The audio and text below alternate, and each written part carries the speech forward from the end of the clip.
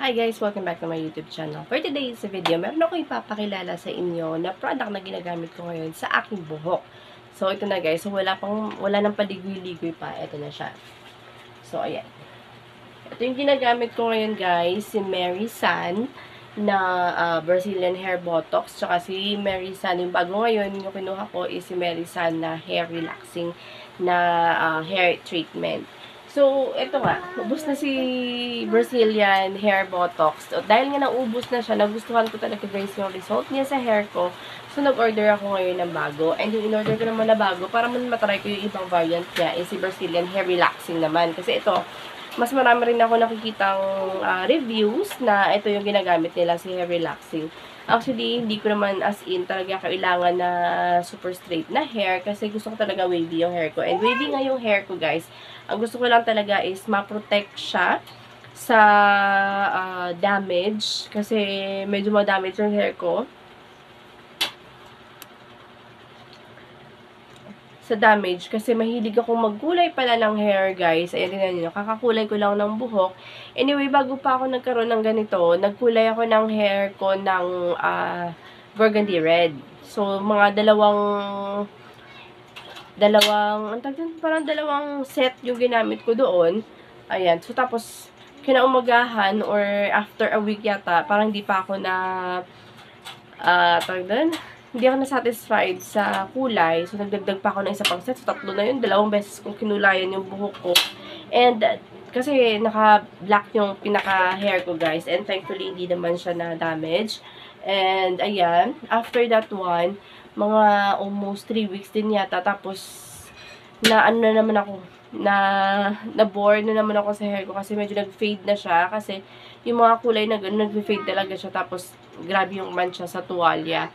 And so, I decided na nagkulay ulit ako ng, alam mo yung organic na binibili na per pump lang din na color, hair color, kulay brown. So, kinulay ko ngayon sa buhok. Yung mga sipat-sipa siya ngayon. Pero okay na yan. Okay na ako dyan. And then, I started using this product. Ito si Mary San na Brazilian. Before ako gumamit nito, may ginagamit na ako talagang isang product. Yung Sabrimod naman yata yun. Well hair. Ng ganito din, hair treatment na 1,000 ml. Pero, nakailang, ano na ako nun guys, nakailang tub ng ganito. Tapos, nung pangalawang bili ko or pangatlo na yata na tub, sa pinakalas ko yata na nabili is, na fake ako. Fake yung nakuha kong product na ganun. Tapos, mahal pa, diba, 150. Tapos, fake pa pala yung makuha mo. Imbis na gumanda yung hair mo, guys, doon sa product na yon, mas lalo siyang tumigas after kong maligo. Parang di ako naligo. Sobrang tigas talaga. So, ayan. Naghanap naman ako ng ibang alternative. So, nakita ko naman, ito naman ngayon yung parang maraming nagre-review and marami na rin ako nakita na gumagamit and maganda daw result. So, why not coconut? Charot. So, why not? Tinry ko din. And ito nga, si Brazilian Hair Botox. Kinuha ko, si Sakura Essence. Super ganda nito, guys. And super bango. Ganda nito sa hair. So, ayan. Anyway, nakapag-wash na ako ng hair ko. Na-wash ko na to kanina. Napatuyo ko lang kasi maglalagay ako ngayon. Ang gamit pala nito, guys, is you have to wash your hair first. And then, mag-apply ka nito. Tapos, ibabad mo siya for 20 to bahala ka ng minutes. Basta ganun yung pinaka, niya. Ayan. Ayan, punong-puno. And sobrang bango. Tapos, ayan, maglagay na tayo. Okay. Panoorin nyo na ako habang naglalagay. And, ang paglagay pala nito, guys, is from roots to tip ng hair mo ang paglagay.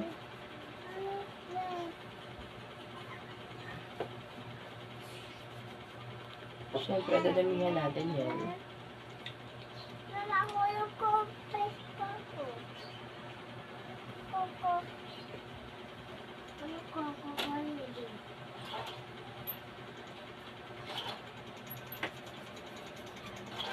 Ayan, medyo massage natin yung hair natin.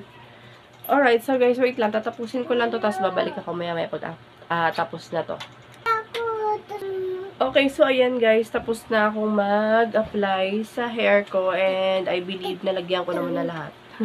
So, ayan, medyo madami pa lang product na magagamit mo pagka hindi medyo mamasa-masa yung hair mo kapag naglagay ka nito. But, I suggest na medyo mamasa-masa pa yung hair nyo pag nag-apply kayo nito kasi bababad nyo ng 22 more minutes. And meron pala ako ditong hair cup. Ilalagyan lang natin siya, tapos bababad natin siya. After that, babanlawan na natin. And after nito, pag maliligo na rin ako. And babalikan ko kayo for the result of this one. So, hi guys, I'm back. So, this is the result of the product, yung treatment guys na ginawa ko. After 20 minutes na babad, 20 mahigit pa pala guys, kasi hindi ko na namalayan. So, ayan, ito na yung pinaka-result niya. Alright, tingnan nyo guys, napakahaba. So, parang hindi ako sanay. Kasi tingnan nyo, bagsak na bagsak yung hair ko. Yung hair ko is super wavy, so parang hindi ako sanay na ganito kabagsak yung hair ko. Partida, kakatapos ko lang yun yan na nakapusod pa yun kanina kasi naiinitan ako, napakainit ngayon. So, ayan, this is the result. Anyway, yung ginamit ko guys na variant is ano tawag doon? Si hair relaxing ng lavender scent. Tapos ito naman si Merisan na Brazilian hair botox. So, sa result guys, masasabi ko, super effective ng product na to. Sa murang halaga, para ka talaga naparelax. And, I will highly recommend this para sa mga bagong rebond na gusto nila ma-maintain yung straight ng buhok nila. Okay, yung super frizzy hair. So, for those who have super frizzy hair, dry hair, so, marirecommend ko rin ito sa kanila. Kasi tingnan naman, kakabagsak siya ng hair. Partida, wala pa yung plancha-plancha, kaya blower na ginamit dyan. Supply lang, tingnan nyo. Ang ganda. And, super soft. One thing about this product also is that yung scent niya sa hair mo, nagtatagal talaga siya guys. Super mabango.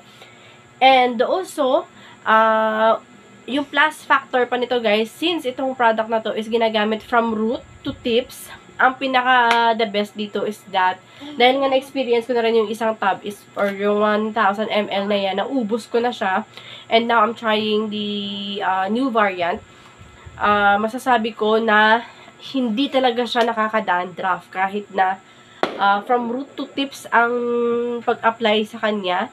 The recommendation of this product is that 3 times a week yata siya gagamitin. Pero ang ginagawa ko sa kanya guys is ginagamit ko siya everyday. Pero hindi ko na siya as in binababad ng 20 minutes kasi hassle na yun.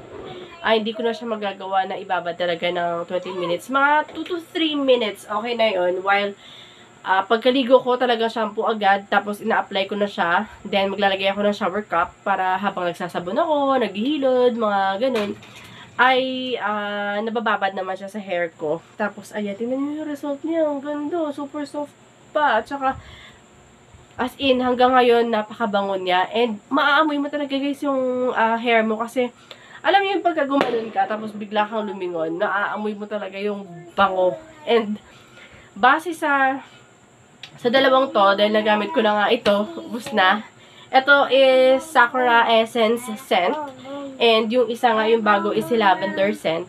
Ang masasabi ko is, mas gusto ko yung amoy ni Lavender scent. Pero sa result naman about sa hair ko, magkaiba sila guys. Kasi ito, super nakaka-straight and nakaka-soft din. Pero si Sakura, ito maganda to, super lambot. And as in, nag-glide lang talaga yung kamay mo sa kanya. Kahit kamay lang yung gamitin mo sa kanya. Super, ano siya, soft and glidey. Glidey ba tawag ito? Hindi siya freeze, hindi siya dry. So, ganun. Ayan, sobrang haba na nga ng buhok ko, guys. Hindi makita masyado. Ayan. Alright, so 160 plus to. Tapos, kung meron ka pa mga voucher, mas makakamenos pa yon. Don't worry, ilalagay ko yung, ano tawag? Ilalagay ko yung link sa description box. Para doon kayo makabili talaga, guys, sa official store ni Merisan. Diba, naalala nyo guys, meron din namang ibang product natin si Merisan. I-try ko na rin yung mga, mga ganyang product niya sa buhok. Pero, pasashay lang kasi sila dati. And now, per tab na. So, sulit talaga guys kasi mura lang eh. 160 plus or wala pang 200 pesos. Tapos, gagamit mo na siya. Tumatagal din siya guys ng almost 3 weeks kung araw-arawin mo siyang gamitin. So, kung di pa araw-arawin, abutin siya talaga mga 2 months kasi sobrang dami niya. So, ayun lang guys. For this one, I really recommend this product also. And syempre, dalawa pa lang to. Ang plano ko is to try yung lahat ng variant ni Medisan. Tapos, dun ko palang pagde-decide kung alin dun talaga ang pinaka gusto kong gamitin sa kanila. So, ayun lang. So, I hope guys you like this video. And kung nagustuhan yung video na to, please like this video. And kung di pa kayo nakakapag-subscribe sa channel ko, please do subscribe to my channel. And i-click nyo yung notification bell para lagi kayong updated sa ating bagong video. So, ayun lang guys. Bye-bye!